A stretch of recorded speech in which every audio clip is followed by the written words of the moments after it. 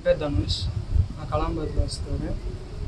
காதல் விவகாரத்தினால பிரச்சனை மேலே பிரச்சனை போயிட்டுருக்கு. தம்பியை கடத்துனாங்க அப்படின்ற மாதிரிலாம் போயிட்டுருக்கு.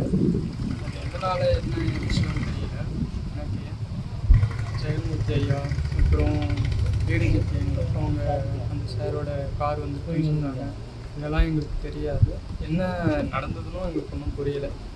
நாங்கள் லவ் பண்ணோம். நான் 5 years கிட்ட லவ் பண்ணோம், கல்யாணம் பண்ணோம்.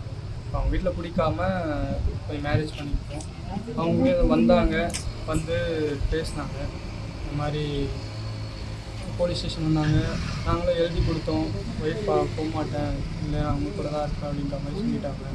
ஸோ 3 வாட்டி எழுதி கொடுத்தோம். பூந்தமல்லி ஸ்டேஷனில் 2 வாட்டி எழுதி கொடுத்தோம். திருவள்ளூர் ஸ்டேஷனில் எஸ்பி ஆஃபீஸ் போயிட்டு அங்கேயும் 1 வாட்டி எழுதி கொடுத்தோம். எழுதி கொடுத்ததுக்கு அவங்க ப்ராப்பராக எடுத்து அவங்களுக்கு கால் பண்ணி வர சொல்லி அவங்களும் ஸ்டேஷனில் எழுதி வாங்கிட்டு தான் லாஸ்ட் டைம் அனுப்பிச்சி விட்டாங்க. எஸ்பி ஆஃபீஸ்க்கு அனுப்பிச்சி விட்டதுக்கப்புறம் நான் ஓகே ப்ராப்ளம் இல்லை, சால்வ் ஆயிடுச்சிடலாம் அப்படின்ற நம்பிக்கையோடு நான் ஒர்க் போக ஆரம்பித்தேன். ஒரு 2 month கொஞ்சம் ஃப்ரீயாக இருந்தது. அதுக்குள்ளே திடீர்னு இந்த மாதிரி சம்பவம்னு சொன்னாங்க. அதனால தான் நான் இந்த வீட்டுக்கே வந்து நான் முன்னாடி வேறு இடத்துல தான் இருந்தேன். இப்போ நீங்கள் கல்யாணம் பண்ணிவிட்டு நீங்கள் எதனா வெளிநாடு எதனா போனீங்களோ? இல்லை, வெளிநாடுலாம் எதுவும் போகல. எப்போ கல்யாணம் பண்ணீங்க? கல்யாணம் பண்ணது 15ஆம் தேதி 4 ஏப்ரல் மந்த். இப்போ அதுக்கப்புறமா வந்து இப்போ உங்கள் தம்பியை கடத்தினாங்கன்றது சம்பவம் உண்மையா? கடத்தினாங்கன்றது அதுதான் இவங்க சைடில் தான் அவங்க அப்பா சைடுன்றது தெரிஞ்சதுனால நாங்கள் ஓகே அவர் பேசினாங்க இருந்தாங்கன்ற மாதிரி சொன்னார் தம்பி. சரி ஓகே அவர் தானே பண்ணிட்டாங்க. இல்லை கேஸ் கொடுத்தோம், மறுநாள் காலையில் கேஸ் கொடுத்தோம்.